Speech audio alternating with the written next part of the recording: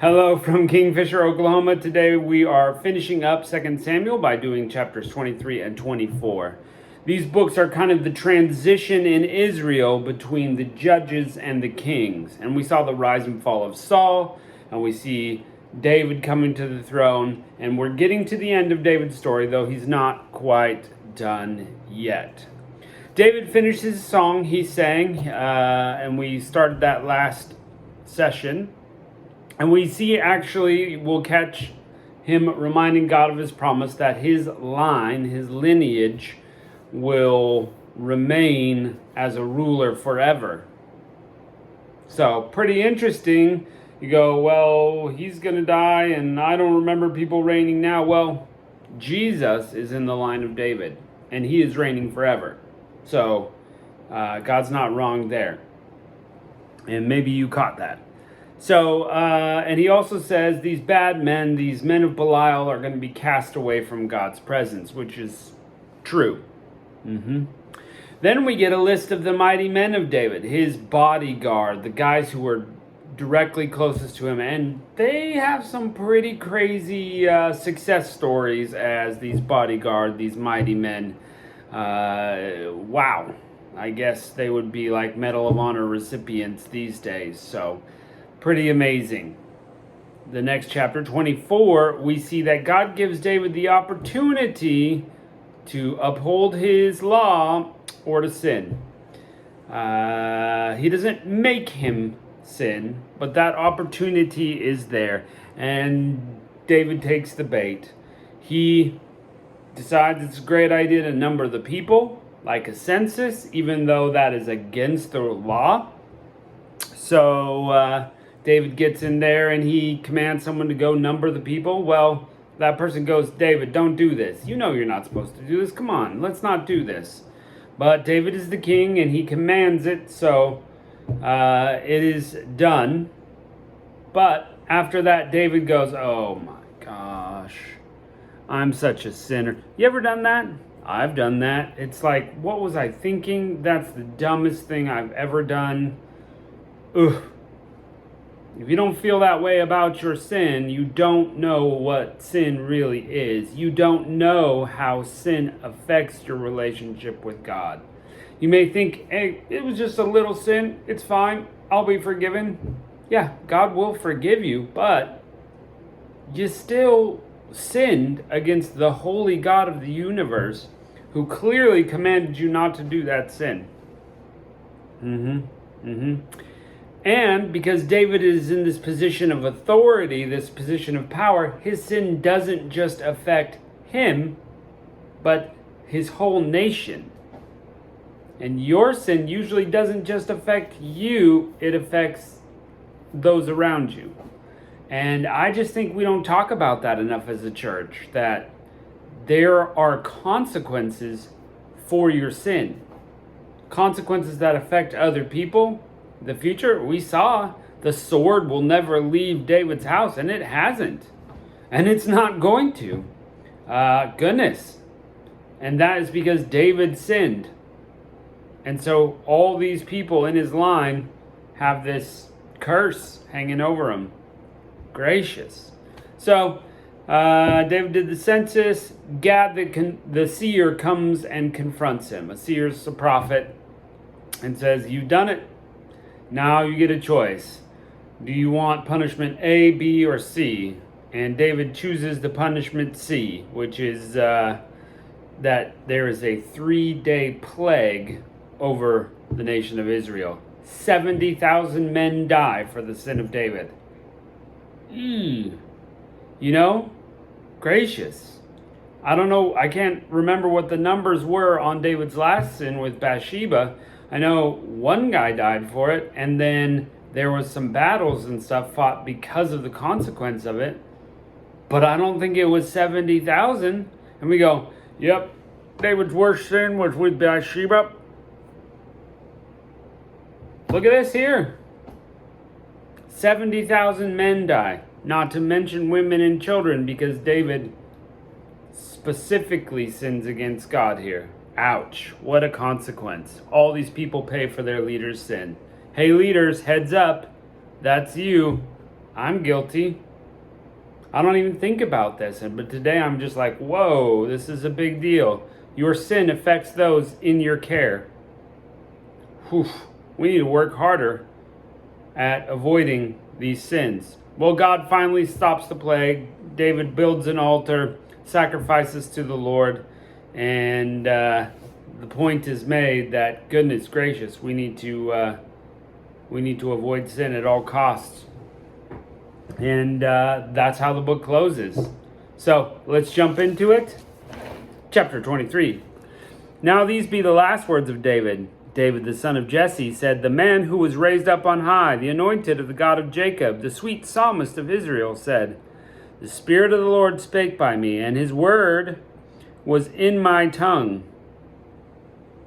The God of Israel said, the rock of Israel spake to me. He that ruleth over men must be just, ruling in the fear of God. In the fear of God. We wish we had somebody ruling in the fear of God in America. What a difference it would make. And he shall be as the light of the morning when the sun riseth, even as the morning clouds, as the tender grass springeth out of the earth, by clear shining after the rain. Although my house be not so with God, yet he hath made a covenant with me, an everlasting covenant, ordered in all things, and sure. For this is all my salvation and my desire, although he make it not to grow.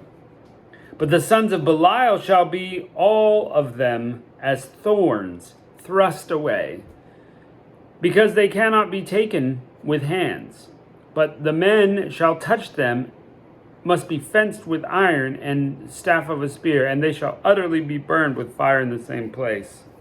So, all these bad guys, we can't touch them because it hurts, so we're gonna take them out with iron and a spear, and they're gonna be burned with fire.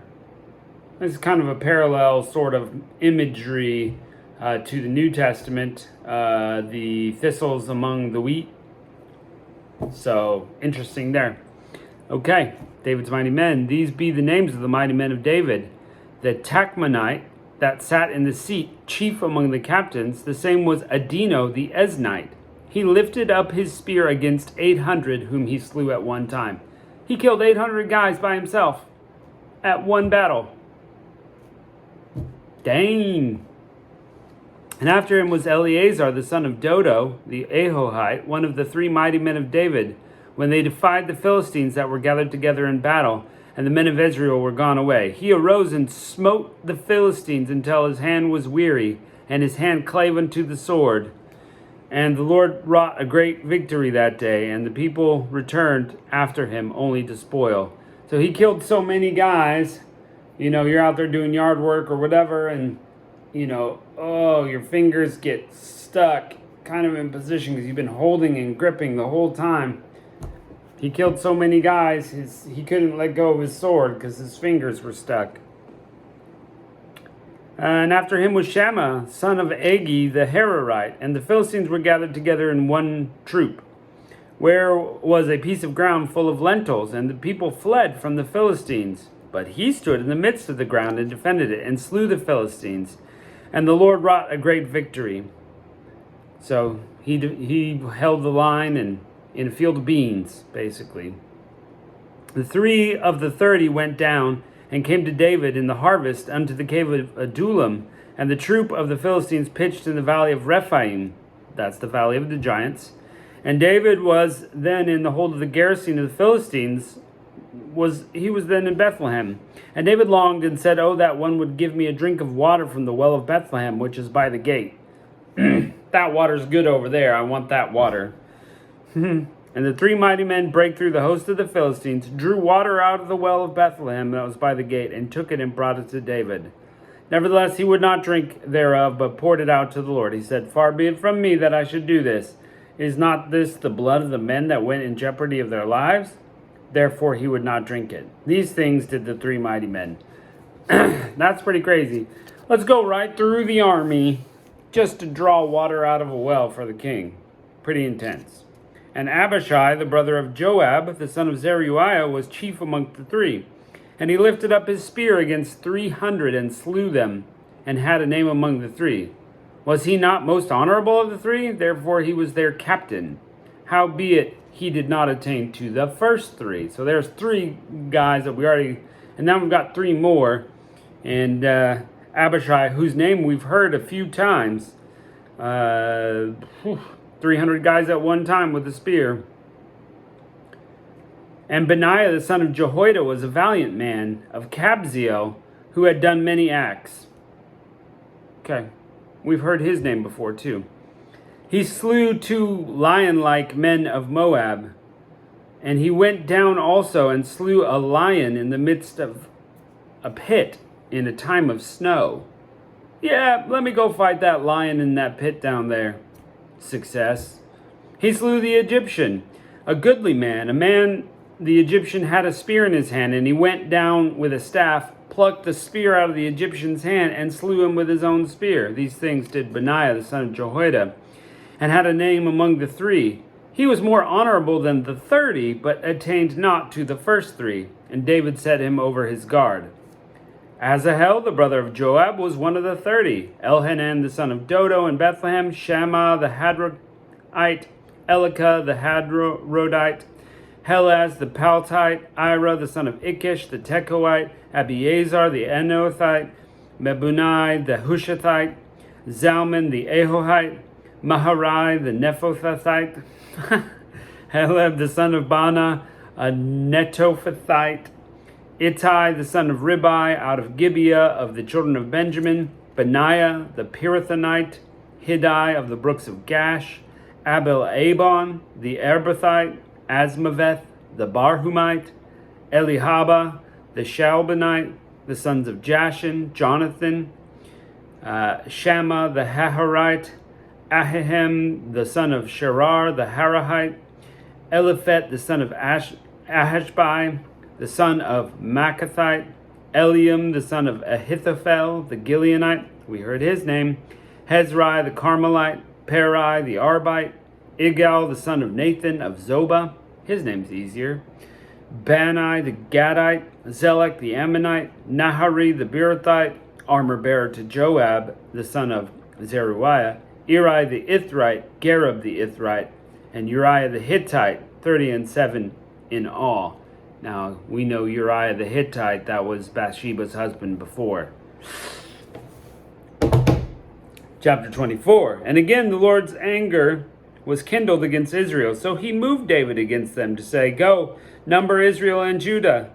For the king said to Joab, the captain of the host which was with him, Go now through all the tribes of Israel, and Dan even to Beersheba, and number ye of the people, that I may know the number of people. Joab said to the king, Now the Lord thy God add unto the people, how many soever they be, 100-fold, and that as the eyes of my lord the king may see it. But why doth the Lord my king delight in this thing? Notwithstanding, the king's word prevailed against Joab and against the captains of the host. And Joab and the captains of the host went out from the presence of the king to number the people of Israel. So God was already mad at Israel. They often, through these historical books, are in some sin, not doing as they should.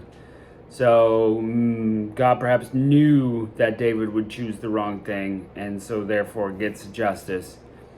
David shouldn't have done it. And they passed over Jordan and pitched in the Aroer, which is on the right side of the city that lieth in the midst of the river Gad, and towards Jazer. And they came to Gilead in the land of Tatim, Hodshi.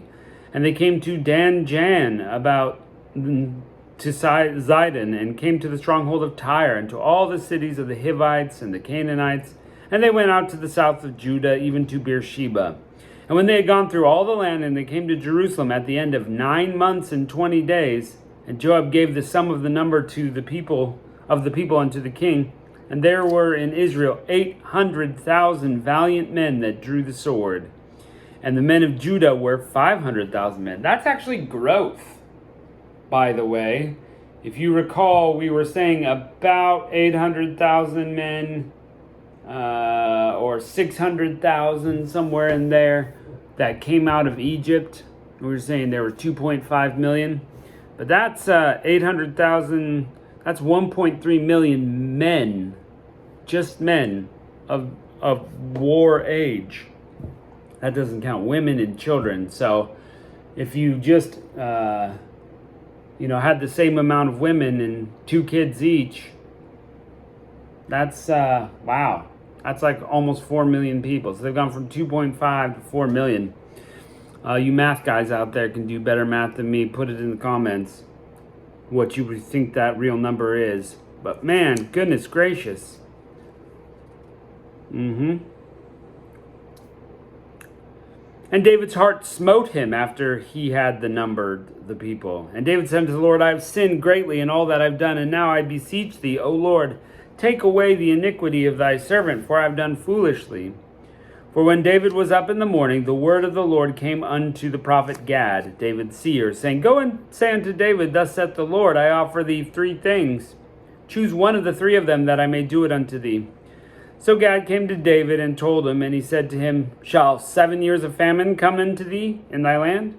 Wilt thou flee 3 months before thine enemies, while they pursue thee? Or that there be 3 days of pestilence in the land? Now advise and see what answer I shall return to him that sent me.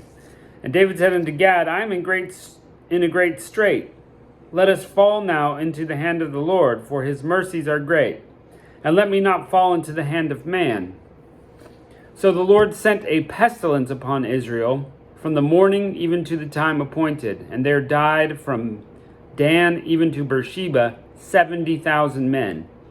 And when the angel of the Lord stretched his hand upon Jerusalem to destroy it, the Lord repented of the evil, and said to the angel that destroyed the people, It's enough, stay now thy hand. So in the time period, it could have been worse than 70,000, but God had mercy on Jerusalem.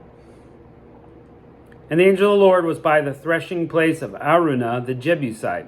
And David spake unto the Lord when he saw the angel that smote the people, and said, Lo, I have sinned, and I have done wickedly. But these sheep, what have they done? Let thy hand, I pray, be against me and against my father's house. And Gad came that day. One more thing about David. When he really gets the full picture, he's ready to repent. And that's to his benefit. We should all be the same. Some of us like to go, oh, I messed that up, but I'm just going to cover it up and I'm going to move on. That's not what David does. David comes to God, repents, gets right, and doesn't try to smooth it over or make themselves look better even after the sin. And David said that day, or Gad came that day to David and said unto him, Go up, rear an altar unto the Lord at the threshing floor of Araunah the Jebusite. And David, according to the saying of Gad, went up to the Lord as commanded. And Araunah looked and saw the king of his servants coming towards him. And Araunah went and bowed himself before the king, on his face upon the ground. And Araunah said, Wherefore is my lord the king come to his servant? And David said, To buy the threshing floor of thee, to build an altar unto the Lord, that the plague may be stayed from the people. And Araunah said unto David, Let my lord the king take and offer up what seemeth good to him.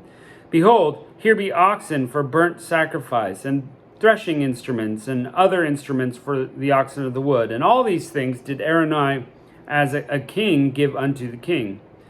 And Araunah said unto the king, The Lord thy God accept thee. The king said to Araunah, Nay, but I will surely buy it of thee at a price. Neither will I offer burnt offerings unto the Lord, which cost me nothing. That's kind of a big deal too. He's making sure that he's paying. It's his offering. So David bought the threshing floor and oxen for 50 shekels of silver. And David built there an altar to the Lord, and offered the burnt offerings and peace offerings. So the Lord entreated for the land, and the plague was stayed from Israel. There you go. If you're in the middle of a plague, get yourself right with God. And that's all you can do. Fall upon his mercy. Repent of your sin. That's what David did. And eventually it stopped, and he was able to move on. Well, looking forward to jumping into 1 Kings tomorrow. Join us then. Catch you next time.